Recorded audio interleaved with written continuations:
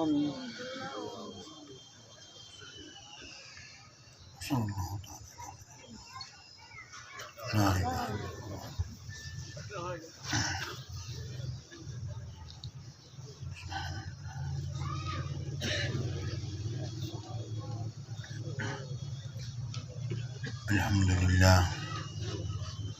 الحمد لله رب العالمين والعاقبة للمتقين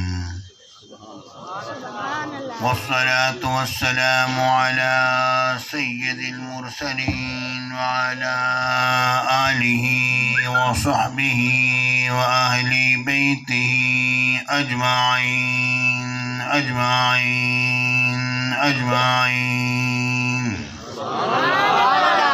أما بعد فأعوذ بالله من الشيطان الرجيم. بسم الله الرحمن الرحيم.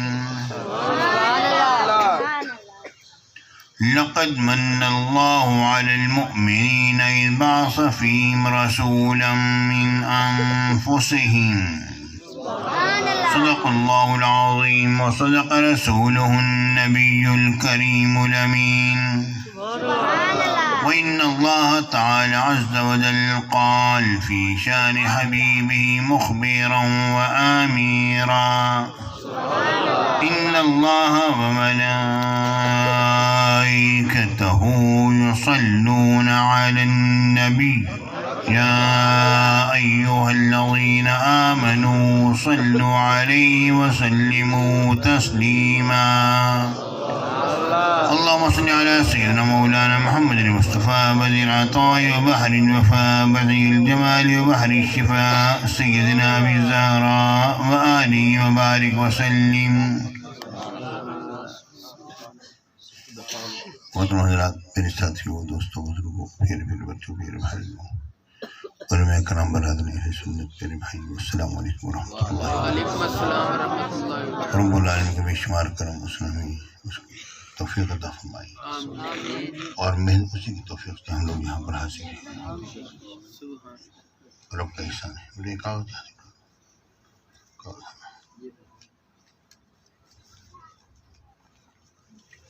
میرے ساتھیوں،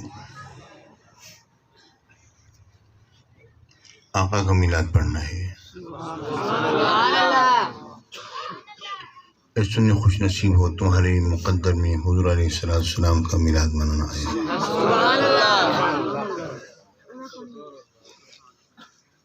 بڑے خوش نصیب ہو، آقا کا میلاد منانا ہے. حضور علیہ السلام کی پیدائش پاک کی خوشی.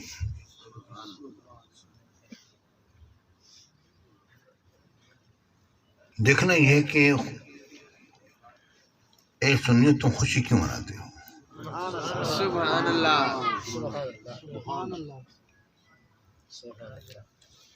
دیکھیں نا، ذرا غور کرنے کی بات ہے. کسی بھی چیز سے جب روکا جاتا ہے تو اس کی بنیادی کو وجہ ہوتی ہے. ٹھیک ہے، کسی بھی چیز سے جب روکا جائے گا اس کی بنیادی کوئی نہ کوئی وجہ ہوگی. بھئی تم فلاں کاروبار نہ کرو، وجہ کیا ہے؟ تمہیں کاروبار کرنا نہیں آتا. فلاں کاروبار نہ کرو، اس میں تمہیں وہ جگہ ایسی نہیں ہے جہاں پہ تمہیں فائدہ ہو. اس کی کوئی بنیادی وجہ ہوتی ہے. تو حضور علیہ السلام کی پیدائش پاک کی خوشی منانے میں رکاوٹ جو ہے اس کی کوئی نہ کوئی بنیادی وجہ ہونی چاہیے، اور خوشی منانے کی بھی کوئی نہ کوئی بنیادی وجہ ہونی چاہیے.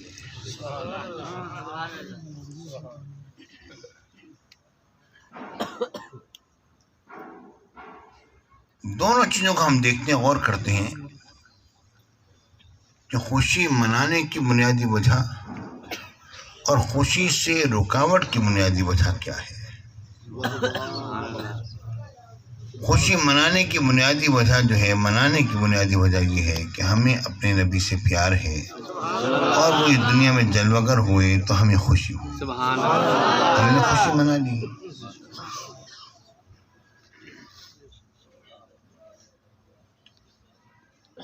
روکنے کی بنیادی وجہ کیا پیش کی جاتی ہے؟ وہ یہ ہے کہ یہ بدعت ہے اور بدعت کرنا ٹھیک نہیں ہے۔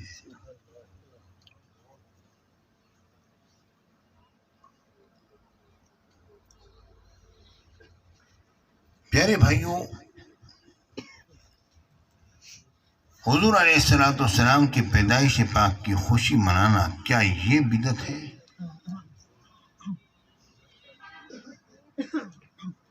اگر یہ بدعت ہے تو عیسیٰ علیہ السلام پر تمہارا کیا فتویٰ لگے گا جو یہ فرماتے ہیں وَمُبَشِّرًا بِرَسُولٍ يَأْتِي مِن بَعْدِ اسْمُهُ احمد؟ میرے آقا کی پیدائش پاک کی انہوں نے خوشخبری سنائی ہے۔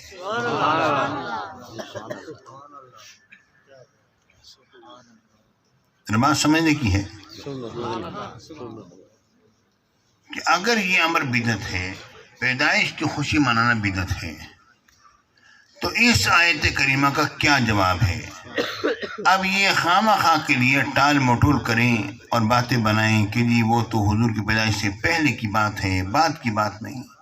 پیارے بھائیوں، آپ غور کرو، جب پیدائش پاک سے پہلے جب خوشی منائی گئی ہے، جب ایک کام ہو گیا ہے تو پھر خوشی کیوں نہ منائی جائے؟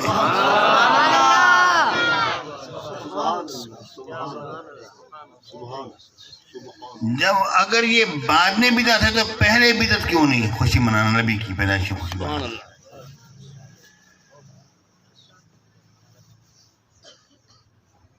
ذرا توجہ طرف بات ہے تھوڑی سی۔ یہ اگر بعد میں خوشی منانا، حضور علیہ السلام کی پیدائش کے بعد خوشی منانا اگر بدعت ہے، تو پیدائش پاک سے پہلے خوشی منانا بدعت کیوں نہیں ہے؟ اس کی وجہ ہمیں سمجھا دو۔ بات تو ایک ہی ہے، ابھی پیدائش ہمارا ہوئی بھی نہیں تو خوشی منائی جا رہی ہے، وہ تو بات طریقہ اولا بدعت ہونا چاہیے۔ تو اگر وہ بدعت ہے تو عیسیٰ علیہ السلام پر کیا فتویٰ ہے جو قرآن مجید کی نص میں نص آئی ہے؟ وَمُبَشِّرًا بِرَسُولٍ يَأْتِي مِن بَعْدِ اسْمُهُ احمد۔ اور پھر اب یہ بتاؤ تمہارا فتویٰ کہ اللہ تعالیٰ تک چلے گا، نعوذ باللہ معاذ اللہ، کہ اللہ تعالیٰ نے اس بات کو اپنے قرآن مجید کی آیت کریمہ میں اس کو رب العالمین نے بطور خوشی کا ذکر کر دیا ہے۔ اب بتاؤ تم اللہ تعالیٰ پر کیا فتویٰ لگاؤ گے کہ اللہ تعالیٰ نے یہ بدعت کی تشہیر کی ہے قرآن پاک؟ نعوذ باللہ معاذ اللہ۔ قرآن سمجھ رہے ہو؟ تو یہ بات تو ماننی پڑے گی کہ یہ بدعت نہیں ہے۔ اگر بدعت ہوتی تو کبھی عیسیٰ علیہ السلام یہ خوشخبری نہ دیتے۔ جب ایک کام ابھی نہیں ہوا اور وہ اس کی پہلے خوشی منانا، اگر اسی متبرر کام کی پہلے خوشی منانا اگر بدعت نہیں ہے تو بعد میں بدعت کیوں ہو گئی؟ اگر بعد میں بدعت ہے تو پہلے بدعت کیوں نہیں ہوئی؟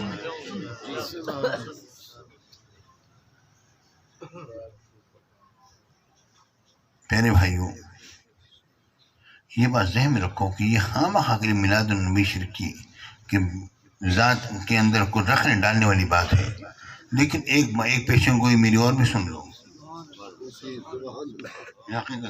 سنے بیٹھا ہے وہ یہ ہے کہ چند سالوں کے بعد سبھی میلاد منائیں گے۔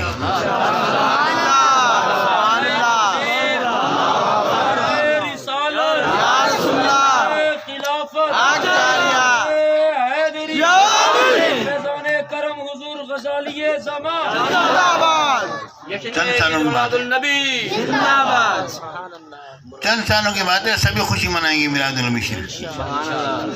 یہ میں حقیقت کہہ رہا ہوں۔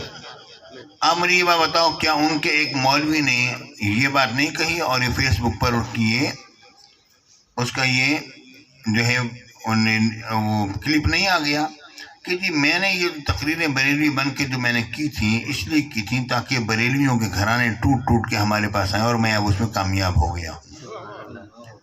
آیا نہیں آیا؟ ٹھیک ہے نا؟ انہوں نے خود یہ بات کہا کہ میں نے بریلوی بن کے تقریر اس لیے کی تاکہ ان لوگوں کے دلوں میں سرایت کرتا ہوں۔ اب ان کی کاروں میں، ان کے موبائل میں میری ہی تقریریں چلتی ہیں، تو اب یہ کہ میں اس میں کامیاب ہو گئی اور میں نے اپنا کام کر دیا۔ پیارے بھائیو، یہ ایک ایسا کام کیا کہ ہمارے لوگ ٹوٹ ٹوٹ کے ادھر گئے، اور اب یہ لوگ میلاد بھی منانا شروع کر دیں گے۔ اور وہ کیوں کریں گے؟ اس لیے نہیں کریں گے کہ حضور علیہ السلام کی پیدائش کی خوشی میں میلاد منایا جا رہا ہے، بلکہ اس لیے کریں گے تاکہ بریلوی ان کے جھانسے میں آ جائیں، سنیو تم جھانسے میں آ جاؤ، اور اس کے بعد پھر کیا ہو کہ تمہارے گھرانے ٹوٹ ٹوٹ کے ان کی جماعت میں شامل ہو جائیں۔ اس لیے یہ کام ہوگا جس طرح انہوں نے پہلے کیا، اور باقاعدہ طور پر ان کے کلپ جو ہیں وہ فیس بک پر آئے، لوگوں نے دیکھے۔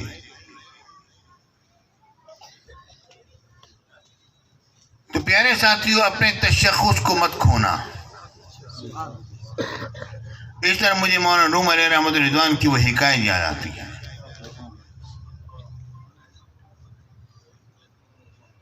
مولانا روم فرماتے ہیں کہ ایک شکاری ہرنیوں کا شکار کیا کرتا تھا، ہرنیاں اس کو پہچان گئی کہ یہ جب بھی آتا ہے ہم میں سے کوئی نہ کوئی ایک کم ہو جاتا ہے۔ وہ جب پہچان گئی تو اس کے بعد اب شکاری جب بھی آتا ہرنیاں دور دور سے دیکھ کے بھاگ جاتی ہیں۔ جب آ گیا اب یہ سوچنے لگا کہ میں کروں تو کیا کروں۔ سوچ سوچ کے ذہن میں ایک تدبیر کی کہ اس طرح کرتے ہیں صوفی صاحب بن جاتے ہیں۔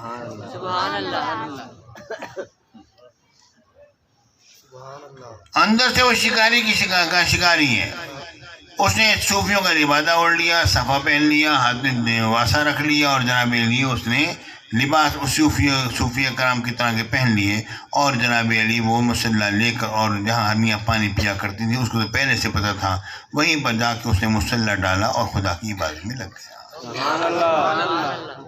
ہرنیوں نے دیکھا ایک صوفی صاحب آئے ہوئے جناب علی، کوئی جھجکی، کوئی ڈری، کوئی قریب آئی، ہوتے ہوتے انہوں نے دیکھا یہ تو مسلسل عبادت میں لگا ہوا ہے کہ نہیں، شریف آدمی ہے، صوفی صاحب ہے، کچھ نہیں کہیں گے۔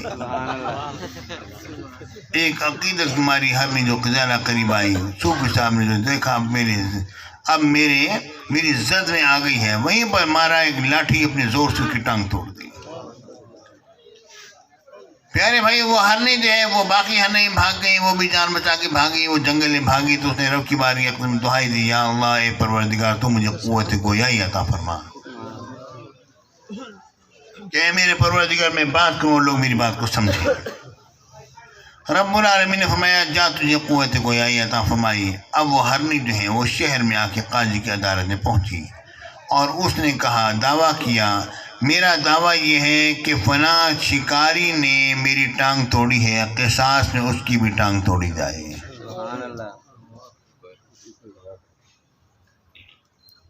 قاضی صاحب نے اس شکاری کو بلایا اور فرمایا کہ جناب ٹانگ توڑوائیے۔ اس نے کس خوشی میں؟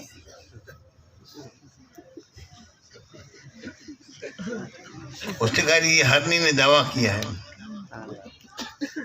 کہ آپ نے اس کی ٹانگ توڑی ہے، قصاص میں ٹانگ توڑی جائے گی۔ شکاری بولا، قاضی صاحب کیسی بات کرتے ہیں، اللہ نے اس کو میرے اوپر حلال کیا تھا، یہ تو جان بچا کے بھاگ گئی، ورنہ تو میں کب کے اس کے کباب بنا کے کھا بھی گیا ہوتا۔ قاضی صاحب متوجہ اس ہرنی کی طرف اور کہا، ہاں بتا تو کیا جواب دیتی ہے؟ اس نے کہا جی بات اصل میں یہ ہے کہ مجھے اعتراض اس کے شکار کرنے پر نہیں ہے، مجھے اعتراض اس بات پر ہے کہ اس نے صوفیوں کا لباس پہن کے انہوں نے بدنام کیا، اور ان کے لباس میں شکار کیوں کیا ہے۔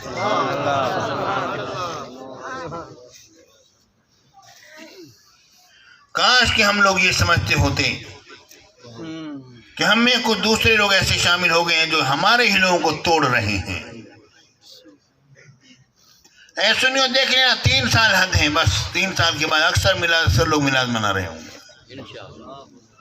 لیکن تمہارا تشخص کہیں پامال نہ ہو جائے، ختم نہ ہو جائے۔ یہ بات ذہن میں رکھو، اصلی میلادی تم ہی ہو۔ تم حضور کے عشق میں میلاد کرو گے، وہ تمہیں توڑنے کے لیے میلاد کریں گے۔ انما الاعمال بالنیات، انہیں ان کے عمل کی جزا ملے گی، ہمیں اپنے عمل کا ثواب ملے گا۔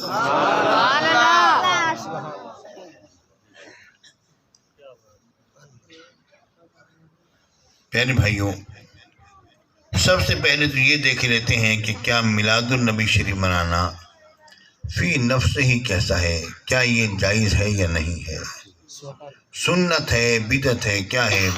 میلاد النبی شریف کی خوشی منانا کیسا ہے؟ طریقہ کار پر بعد میں گفتگو ہو جائے گی۔ کہ طریقہ کار اس کا کیا ہونا چاہیے. سب سے پہلے جو چیز طے کرنے کی ہے وہ تو یہ طے کرنے کی ہے کہ کیا میلاد النبی شریف کی خوشی منانا جائز ہے یا نہیں ہے. سبحان اللہ. پیارے بھائیوں، میرے آقا سرکار مدینہ سرور سینہ صلی اللہ علیہ وسلم سے پوچھا گیا، یا رسول اللہ آپ پیر کے پیر روزہ کیوں رکھتے ہیں؟ میرے آقا نے فرمایا ولی توفیق ہے، میری پیدائش اس دن میں ہوئی، اس لیے میں روزہ رکھتا ہوں. پیارے بھائی یہ مجھے بتاؤ کہ میرے اور آپ کے نبی نے روزہ کیوں رکھا؟ اپنے پیدائش کی خوشی میں رکھا نا. حضور علیہ السلام کا روزہ مبارک رکھنا دو وجہ سے ہو سکتا ہے. یا تو خوشی اس بنا پر منائی جا رہی ہے کہ یا اللہ تو نے مجھے دنیا میں جلوہ گر کیا، تیرا بڑا احسان. وہ تو رب العالمین کے بے شمار احسانات اپنے حبیب پر ہیں ہی ہیں، لیکن در حقیقت میرے آقا حضور علیہ السلام نے شکر کا روزہ جو رکھا، کیوں رکھا؟ وہ اس لیے رکھا کہ یا اللہ تو نے مجھے اس دنیا میں جلوہ گر کیا تو میرے نور سے یہ دنیا کی تاریکیاں جو ہیں وہ چھٹ گئیں. تو نے میرے بنا پر ان لوگوں پر احسان فرمایا ہے، ان لوگوں پر کرم فرمایا. یا اللہ تو نے اپنی مخلوق پر میری وجہ سے کرم فرمایا، اور تیری مخلوق جو ہے وہ میرے نور سے، میرے نور پاک اور میرے وجود مبارک سے سیراب ہوئی. اس خوشی میں روزہ رکھتا ہوں. اور اس کی وجہ کیا ہے؟ قرآن پاک کی آیت کریمہ اس بات کی دلیل ہے. رب العالمین نے یہ بات نہیں فرمائی، ذرا غور سے سنو، کہ اللہ تعالیٰ نے اپنے حبیب پر احسان عظیم فرمایا ہے کہ انہیں اس دنیا میں جلوہ گر کیا، بلکہ پروردگار نے یوں فرمایا لقد من اللہ علی المؤمنین اذ بعث فیہم رسولا من انفسہم. اللہ تعالیٰ نے مومنین پر احسان عظیم فرمایا کہ ان کی جانوں میں سے ایک عظمت والے رسول کو بھیجا ہے.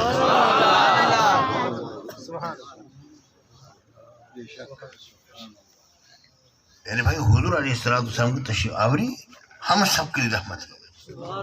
میرے آقا تو جس بھی عالم میں رہے اور جتنے بھی حجابات اندر میں میرے آقا کی پرورش ہوتی رہی. پیارے بھائی وہ تو سب کے سب کیا ہیں؟ وہ میرے آقا حضور علیہ السلام نے بس ہو گیا آپ تو مہربانی. پیارے ساتھیوں،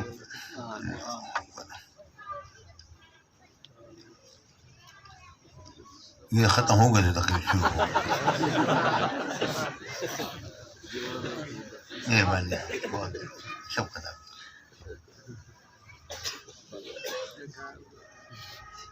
پیارے بھائیوں،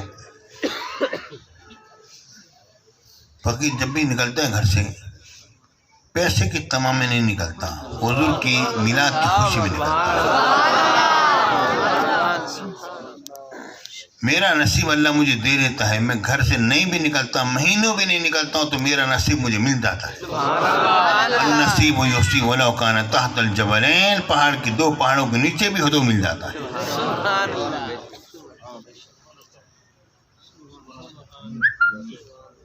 پیارے ساتھیوں،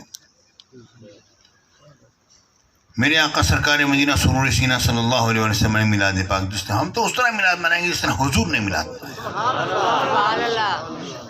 اچھا بھائی تم بھی اس طرح میلاد مناؤ جس حضور نے میلاد منایا. ہمیں یہ کہا جاتا ہے تو چلو اسی طرح منا لو کہ حضور نے میلاد کس طرح منایا.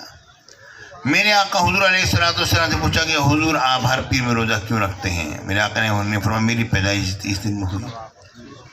اب اپنے ایمان سے بتاؤ تم میں کوئی ہے، دوسروں سے پوچھ رہا ہوں، تم میں کوئی ہے ایسا جو کہ پیر میں روزہ رکھتا ہو اس خوشی میں یہ اعلان کر کے کہ میں جناب علی پیر میں روزہ اس لیے رکھ رہا ہوں کہ حضور علیہ السلام نے میلاد پاک اپنا پیر کے دن روزہ رکھ کر منایا، میں بھی اس طرح منا رہا ہوں. پیارے ساتھیوں، ہم میں الحمدللہ آج بھی ایسے لوگ موجود ہیں جو کہ بعضوں کا پیر میں جیسے موقع دیکھتے ہیں روزہ رکھ لیتے ہیں کہ حضور کی ولادت پاک سال کی خوشی میں ہم بھی روزہ رکھتے ہیں. 12 ربیع الشریف کے دن کے اندر مجھے کئی نوجوان ایسے ملے جو خوش ہو کر ورکری بھی کر رہے تھے، جلوس کو بھی سنبھال رہے تھے اور کہہ رہے تھے الحمدللہ حضور آج ہمارا روزہ ہے. میرے ساتھیوں، ہم پر تو لگ گیا فتویٰ بدعتی ہونے کا، ہم تو ہو گئے بدعتی اور وہ ہو گئے حدیث والے اور سنت والے. ٹھیک ہے نا جی، یہ فتویٰ لگایا نا بدعتی ہیں، یہ تو میلاد مناتے ہیں بدعتی ہیں. جب ہم پر لگا فتویٰ بدعتی ہونے کا اور حدیث والے بھی وہ اور سنت والے بھی وہ. تو مجھے یہ بتاؤ کہ حضور علیہ السلام ہمیں یہ کہتے ہو تم اس طرح میلاد مناؤ جس طرح حضور نے میلاد منایا. تو پیارے بھائیو ہم ان سے یہ کہتے ہیں کہ ہمارے اوپر تو فتویٰ لگ گیا بدعتی ہونے کا، تم وہ سنت والے حدیث والے، کیا تم لوگوں نے کبھی میلاد اس طرح منایا کہ ہم پیر کے دن روزہ رکھتے ہیں اور حضور کی حدیث پر عمل کرتے ہیں اور حضور علیہ السلام کی سنت طیبہ پر عمل کرتے ہوئے آج ہم بھی پیر کے دن میلاد مناتے ہیں؟ کبھی منایا تم نے؟ سبحان اللہ. نہیں منایا. مطلب یہ ہے کہ صرف میلاد سے روکنا ان کی عادت ہے، میلاد منانا وہ نہیں جانتے. سبحان اللہ. رکاوٹ کے لیے مختلف ہیلے اور بہانے ہو سکتے ہیں، میلاد منانے کے لیے نہیں.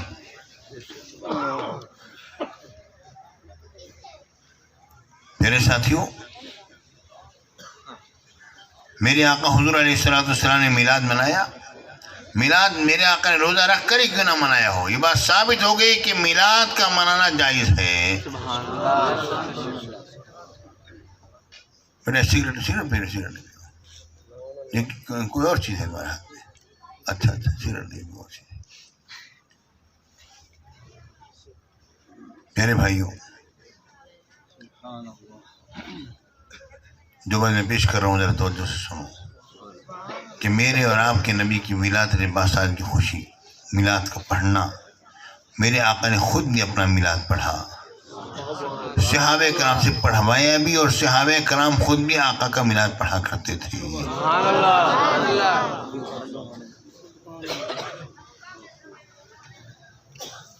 آپ کہیں گے یہ تو ہم نے نہیں سنا کہ حضور علیہ السلام نے اپنا میلاد بھی پڑھا ہو.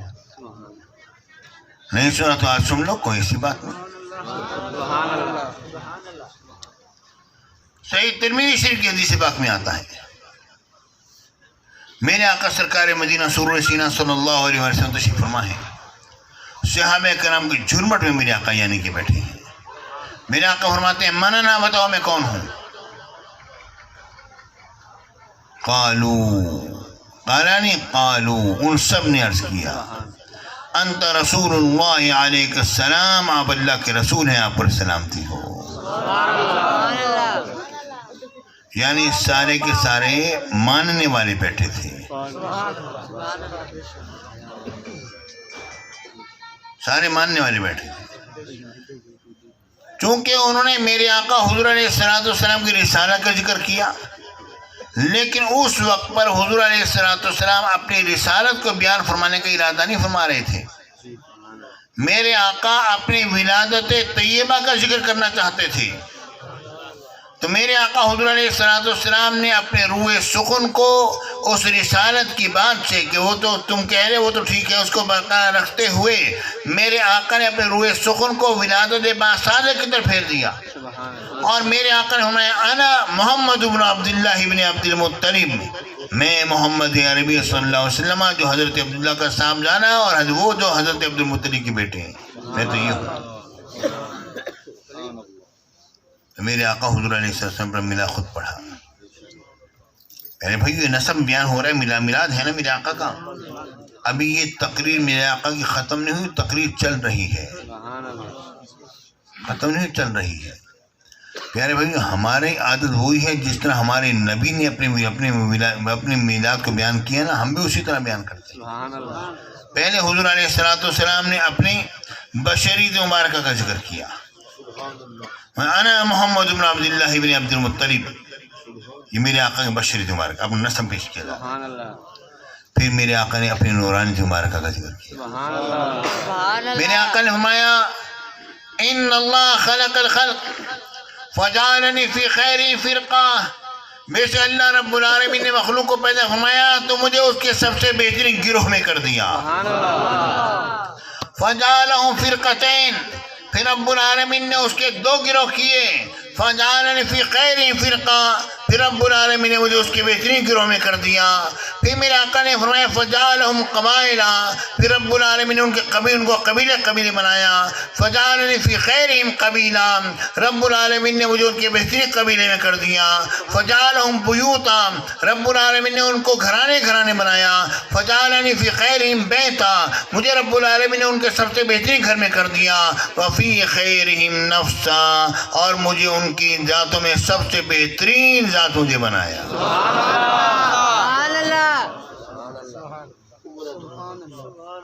یعنی یا رسول اللہ آپ نے فرمایا بے شک اللہ نے مخلوق کو پیدا فرمایا تو سب سے بہترین گروہ میں پہلا بہترین گروہ تھا، اس میں رب نے مجھے کر دیا.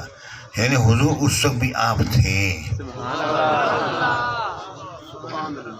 پھر میرے آقا نے انہیں فرمایا، پھر ان کے دو گروہ کیے، پھر اس میں بہترین گروہ میں یا رسول اس وقت بھی آپ تھے. رب العالمین نے قبیلے بنائے، بیٹے قبیلے، یا رسول اس وقت بھی آپ تھے. رب العالمین نے گھرانے بنائے، بیٹے گھر میں مجھے کر دیا، اس وقت بھی یا رسول اللہ، جس کا مطلب یہ آپ تھے. پیارے بھائیو، میرے آقا کے ہونے کا مطلب کیا ہے؟ حضور علیہ السلام صرف قبیلوں کو ہی نہیں اور ایک ایک فرد سے میرے آقا واقف ہیں، جس میں میرے آقا کا نور پاک منتقل ہوتا چلا آیا. اس لیے تو میرے اور آپ کے نبی نے ارشاد فرمایا لم ازل انقل من اصلاب الطیبین الی ارحام الطاہرات، میں ہمیشہ پاک صلبوں سے پاک رحموں میں منتقل ہوتا چلا آیا ہوں. یعنی میرے آبا و اجداد اور امہات میں کوئی مشرکہ، کوئی مشرک، کوئی زانی اور کوئی زانی نہیں ہوا.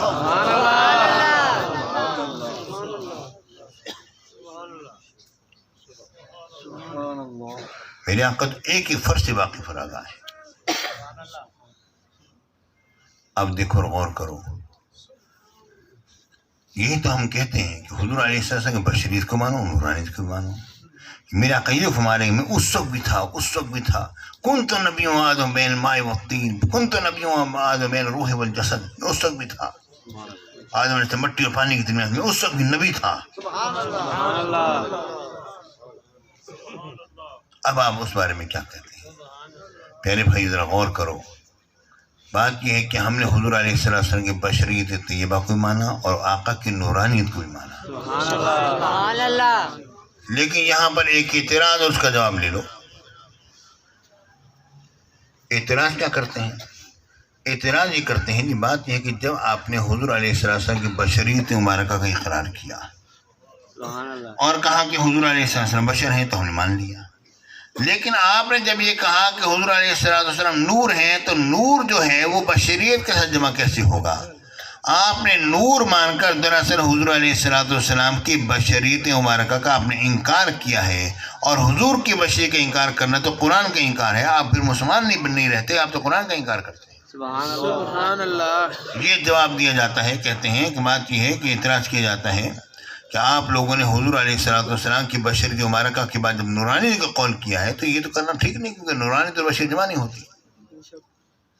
پیارے بھائی، اس پر میرے شیخ میر مرشد غزالی زمانے بڑی خوبصورت بادشاہ، وہ کیا فرماتے ہیں؟ وہ یہ فرماتے ہیں کہ تم نے، اس کا مطلب یہ ہوا کہ نور کی ضد تم نے بشریت بنا لی. جہاں نور ہوگا وہاں پر بشریت نہیں ہوگی. حالانکہ نور کی ضد بشریت نہیں ہے، بلکہ نور کی ضد جو ہے وہ ظلمت اور تاریکی ہے. اور ہم نے اپنے نبی مکرم صلی اللہ علیہ وسلم کے لیے جب ہم نے بشریت کو مانا تو ہمارے ذہن میں خیال پیدا ہوا کہ لوگ کہیں گے جس طرح بشر ہوتا ہے اس میں خرابیاں ہوتی ہیں، معاملات ہوتے ہیں ایسے ویسے. تو اس کے بعد ہم نے فوراً آقا کی نورانی کا اقرار کر لیا. یعنی ہم نے یہ کہا کہ ہم اپنے نبی کے لیے وہ بشریت مانتے ہیں جس میں ظلمت اور تاریکی کا شائبہ بھی نہیں ہے. نورانی تو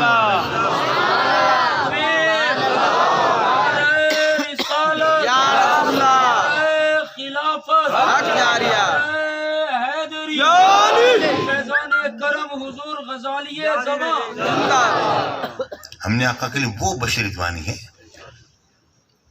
نہیں جی، بشریت نور کے ساتھ کیسے جمع ہو سکتی ہے؟ تو یہ مجھے بتاؤ، بشر کی آنکھ کے ڈیلے کے اندر دیکھنے کا نور کیسے جمع ہو گیا؟ بشریت کے کان کے پردے کے اندر سننے کا نور کیسے جمع ہو گیا؟ اور اسی طرح بشر کی زبان کی بوٹی کے اندر چکھنے کا نور کیسے آ گیا؟ اس کے پوری کی پوری کھال کے اندر محسوس کرنے کا نور کہاں سے آ گیا؟ اگر بشریت اور نور جمع نہیں ہوتی تو یہ بتاؤ کہ کیا حضور کے مطلق نور ہونے کا انکار کرتے ہو؟ میرے آقا حضور علیہ السلام کے مطلق نور ہونے کا انکار تو کسی نے بھی نہیں کیا۔ جس فرقے نے بھی یہ کہا لا الہ الا اللہ محمد رسول اللہ صلی اللہ علیہ وسلم، جس نے پڑھا کلمہ پڑھا، پیارے بھائیو، وہ حضور علیہ السلام کے نور ہونے کا انکار نہیں کرتا، مگر نور ہونے کی حیثیت کا لحاظ کا فرق بن جاتا ہے۔ دوسرے لوگ کس طرح حضور کو نور مانتے ہیں؟ کہتے ہیں، جب ہم نے آیت کریمہ پڑھی، ہم نے کہا کہ رب العالمین نے فرمایا قد جاءکم من اللہ نور و کتاب مبین، کہ تمہارے پاس نور بھی آیا اور کتاب مبین بھی آیا، آپ کیا کہتے ہو؟ انہوں نے کہا جی حضور نور سے مراد حضور ہے، مگر ہدایت کا نور ہے اور ایمان کا نور ہے۔ سبحان اللہ۔ پیارے بھائیوں، اگر ہدایت کا نور مان لیا، ایمان کا نور مانا، تو یہ مجھے بتاؤ، یہ حضور کی بشریت میں تسلیم کر رہے ہو نا؟ سبحان اللہ۔ حضور کی بشریت میں ہدایت کا نور اور ایمان کا نور مان رہے ہو نا؟ ٹھیک ہے نہیں؟ جب اس میں مان رہے ہو تو بشریت نور کے ساتھ جمع ہوتی نہیں، تو یہ تم کیسے مانو گے؟ پھر یہ بتاؤ کہ تمہارے اندر ایمان کا نور ہے یا نہیں ہے، اور تم ایک بشر ہو یا نہیں ہو؟ بشریت اور نور جمع ہوتے نہیں ہیں، تو ایسی صورت میں تمہارے اندر ایمان کا نور کیسے آ گیا؟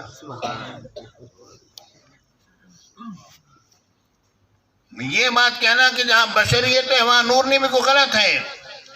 اسی لیے ہم یہ کہتے ہیں کہ حضور علیہ السلام کے لیے ایسی بشریت مانتے ہیں جس میں کوئی تاریکی نہیں ہے، نورانیت ہے، نورانیت ہے۔ اور جب حضرت ام المومنین عائشہ صدیقہ رضی اللہ تعالیٰ عنہ کے بارے میں جب آپ پر جب تہمت لگی، تو اس کے جواب میں حضرت عثمان غنی نے جو بات جو فرمائی، کیا بات افتخار کی باری عرض کیا، یا رسول اللہ، اللہ تعالیٰ نے آپ کا سایہ تک تو بنایا نہیں کہ کسی بندے کا قدم آپ کے سائے پر آئے۔ سبحان اللہ۔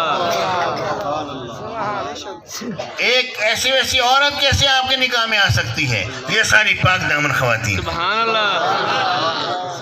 مطلب اس کا کیا ہوا؟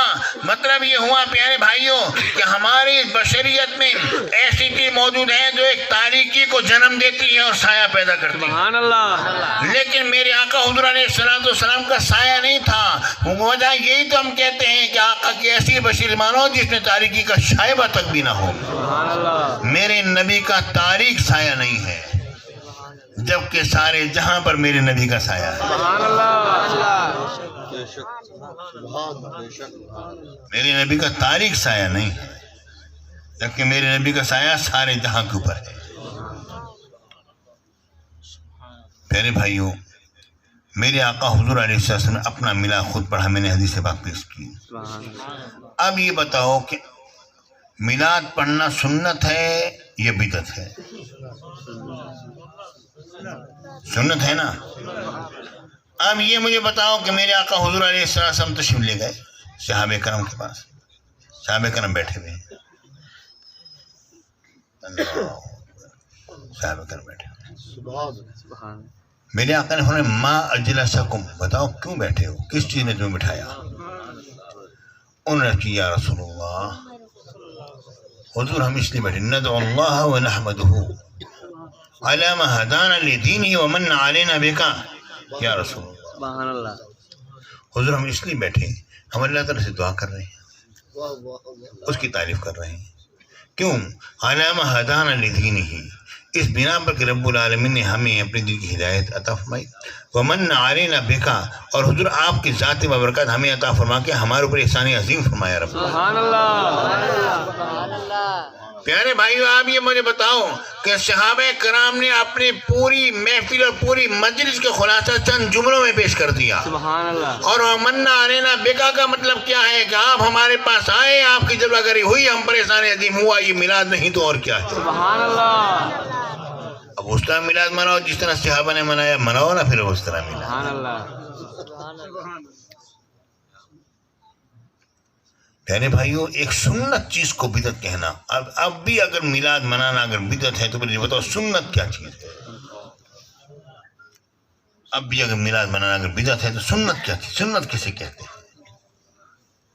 اور بدعت پر جو میں نے بات کہی شروع میں ابتدائی طور پر جو میں نے بات کہی وہ بڑی وقیع بات ہے، اس کو دل میں جگہ دو کہ اگر میلاد النبی شریف کی خوشی منانا اگر بدعت ہے تو عیسیٰ علیہ السلام پر کیا فتویٰ لگے گا؟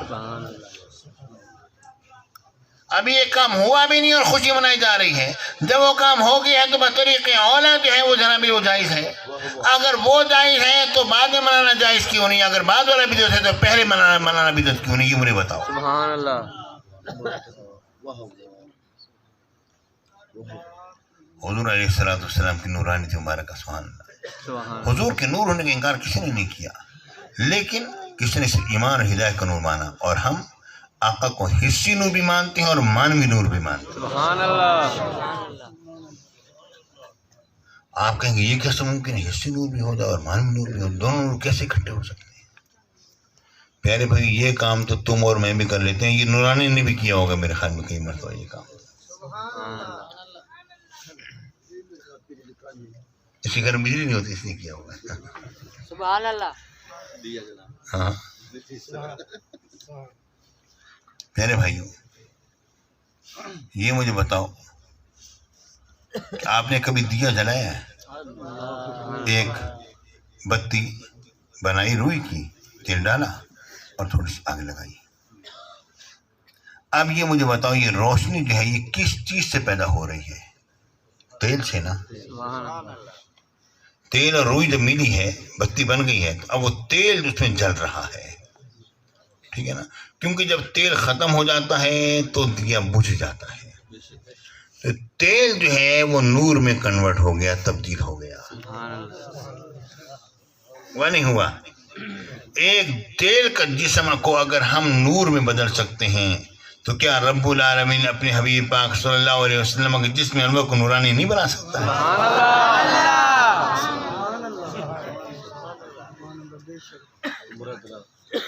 لیکن اگر اس پر یہ سوال ذہن میں پیدا ہو کہ جو وہ تیل تو پھر جل کے ختم ہو گیا، نورانی بشری تو باقی رہتی ہے، یہ کیسے ہوگا؟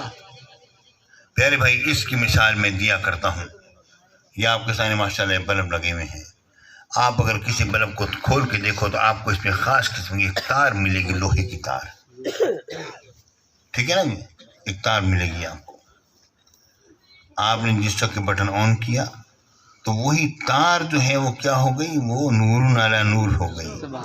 اس کے ایک ایک ذرے سے روشنی پھوٹنے لگی، اور جب آپ نے بٹن آف کر دیا تو لوہے کا لوہا آپ کے سامنے آ گیا. ہے نہیں ہے اس طرح؟ یعنی ایک ہی وقت میں وہ جب جل رہا ہے بلب تو اس وقت میں وہ لوہے کی تار بھی موجود ہے اور اس کے اندر نور بھی موجود ہے. تو اگر ہمارے بنائے ہوئے کرنٹ سے اگر ایک لوہے کی تار نور علی نور ہو جائے اور تار بھی ختم نہ ہو اور نور بھی باقی رہے، تو رب العالمین نے اپنے حبیب پاک صلی اللہ علیہ وسلم کو جو بنایا تو میرے آقا کے رونگٹے سے نور ظاہر ہوا. وجہ کیا ہے؟ میرے آقا نے فرمایا یا جابر اول ما خلق اللہ نور نبیک من نورہ، اے جابر اللہ نے سب سے پہلے تیرے نبی کے نور کو اپنے نور سے بنایا ہے. اپنے نور سے ہمارے اس کرنٹ کی بنا پر یہ طور روشن ہو گئی، تو اللہ کے نور سے جب ہوئے تو میرے آقا ہر وقت روشنی. نعرہ تکبیر، نعرہ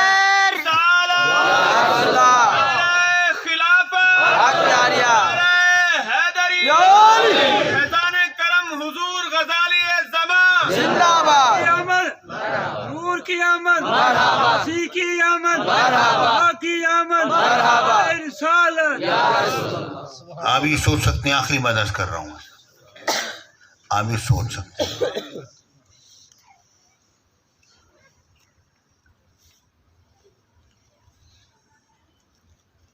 کہ نہیں آپ نے یہ جو دلائل دیے یہ تو عقلی دلائل ہیں. کیا حدیث قرآن سے بھی ثابت ہے حضور کا نور ہونا؟ پیارے بھائیوں، اگر حضور کا حدیث سے ثابت نہ ہوتا نور ہونا تو ہم کیسے بات کرتے ہیں؟ میرے آقا جب اندھیرے میں مسکرائیں تو ام المومنین سوئی کو سوزن گم شدہ ملتی ہے تبسم سے تیرے. آپ کے تبسم کی بنا پر تو گم شدہ سوئی جو ہے وہ مل گئی. اب میرے آقا تبسم فرمایا، جگ میں اجالا ہو گیا. ہمارے منہ کے اندر اندھیرا ہوتا ہے، حضور کی شان تو دیکھو کیسی حضور کی شان ہے. سبحان اللہ. پیارے بھائیوں، میرے آقا حضور علیہ السلام نے ایک دعا فرمائی. میرے آقا نے دعا کیا فرمائی؟ ذرا غور سے سنو. میرے آقا نے دعا اللہم اجعل فوقی نورا و تحتی نورا امامی نورا و خلفی نورا و عن یمینی نورا و عن یساری نورا اللہم اجعل لحمی نورا اللہم اجعل دمی نورا اللہم اجعل لامی نورا اللہم اعطنی نورا اللہم اجعلنی نورا. یا اللہ تو میرے اوپر بھی نور کر دے، میرے نیچے بھی نور کر دے، میرے آگے بھی نور کر دے، میرے پیچھے بھی نور کر دے، میرے دائیں بھی نور کر دے، میرے بائیں بھی نور کر دے. یا اللہ تم میری ہڈیوں کو نور کر دے، میرے گوشت کو نور کر دے، میرے خون کو نور کر دے، مجھے نور عطا فرما دے، مجھے نور بنا دے. پیارے بھائیوں آپ یہ بتاؤ اگر ہڈی کا نور ہونا ممکن نہ ہوتا میرا نبی کبھی یہ دعا کرتا؟ کبھی دعا نہ فرماتا. میرے آقا نے دعا فرما کے بتلا دیا کہ ممکن ہے کہ ہڈی بھی ہو نور بھی ہو. گوشت کا اگر نور ہونا اگر ناممکن ہوتا تو میرے نبی کبھی بھی دعا نہ کرتے. میرے آقا نے دعا کر کے واضح فرما دی کہ گوشت بھی ہو نور بھی ہو ممکن ہے. اگر خون کا نور ہونا ناممکن ہوتا میرے نبی کبھی یہ دعا نہ کر دیا اللہ میرے خون کو نور کر دیں. مطلب یہ خون بھی ہو نور بھی ہو یہ ممکن ہے. حضور علیہ السلام نے یہ دعا فرمائی اور میرے آقا کے حصے نور ہونا تو حدیث مبارکہ سے ثابت ہے. تو پیارے بھائیو اب یہ مجھے بتلاؤ کہ اس کے علاوہ تمہیں اور کون سی دلیل پیش کریں کہ میرے آقا کے جسم انور بھی نور ہے اور میرے آقا کے نورانی تو ہے ہی نور. نہیں بات یہ ہے کہ اگر حضور علیہ السلام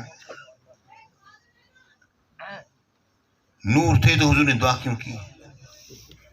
سبحان اللہ، الٹا سوال، دماغ میں پٹھے سوال آتے ہیں ہم کیا کریں. اب یہ بتاؤ نمازیں پڑھتے ہیں نہیں پڑھتے ہیں؟ اہدنا الصراط المستقیم حضور نے پڑھا نہیں پڑھا؟ اہدنا الصراط المستقیم ہدایت عطا فرما صراط المستقیم. حضور کو ہدایت مل گئی تھی نہیں ملی تھی؟ حضور کو نہیں ملی تو کس کو ملی پیارے بھائی؟ میرے آقا کو تو روز اول سے ملی ہوئی ہے. ٹھیک ہے یا نہیں ہے؟ جب سے نور محمدی ملا ہدایت ہے. ٹھیک ہے نا. اب اس کے باوجود میرے آقا یہ دعا فرما رہے ہیں، کیوں دعا کر رہے ہیں؟ پیارے بھائی اگر مل گئی تھی تو دعا کیوں کی؟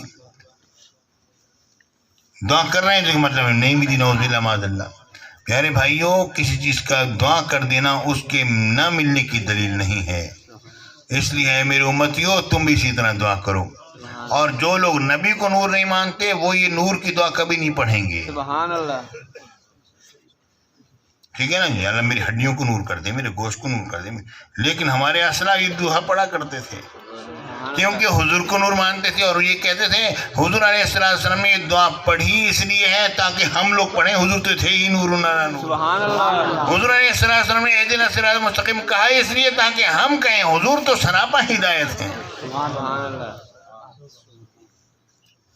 نعرہ تکبیر، نعرہ رسالت، نعرہ تحقیق، نعرہ حیدری، فیضان کرم حضور غزالی زمان، شیخ الحدیث و تفسیر حضرت علامہ سید ارشد سید کاظمی شاہ صاحب.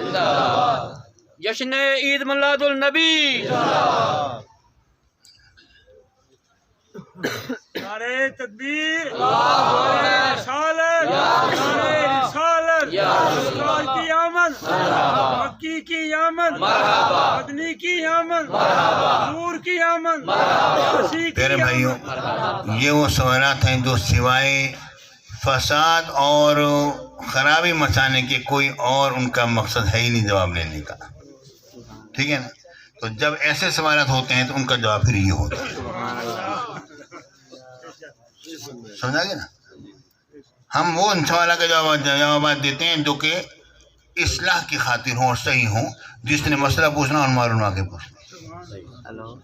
میرے بھائی اے سنیو میں نہ تمہیں خراب کرنا چاہتا ہوں، نہ خود خراب ہونا چاہتا ہوں، نہ اپنے مسئلے کو خراب کرنا چاہتا ہوں. سیدھی بات کرو. ہم حضور کے عاشق لوگ ہیں، حضور کی عشق کی بات کریں گے. ایسے سوالات کے جوابات دیتے دیتے ہمارے اسلاف بھی گزر گئے، ہمارے سارے علماء گزر گئے. سمجھ میں بات نہیں آتی. سبحان اللہ. پیارے ساتھیوں حضور کا میلاد مناؤ گے نا؟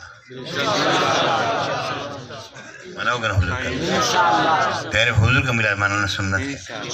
ہمیں بدعتی کہنے والے یہ تو بتاؤ پھر میلاد منانا سنت ہے تو یہ سب کیا ہے؟ سبحان اللہ. حضور پڑھ رہے ہیں، صحابہ کرام پڑھ رہے ہیں، حضرت میں ثابت کہہ رہے ہیں. پیارے بھائیوں منبر مصطفیٰ پر بیٹھ کے پڑھ رہے ہیں وَأَحْسَنُ مِنْكَ لَمْ تَلَقَّتْ عَيْنِي وَأَجْمَلُ مِنْكَ لَمْ تَلِدِ النِّسَاءُ. آپ جیسا خوبصورت کسی اور نے جنا ہی نہیں، آپ جیسا حسین تو میری آنکھ نے دیکھا ہی نہیں. سبحان اللہ. پیروی میلاد نہیں ہے تو اور کیا ہے؟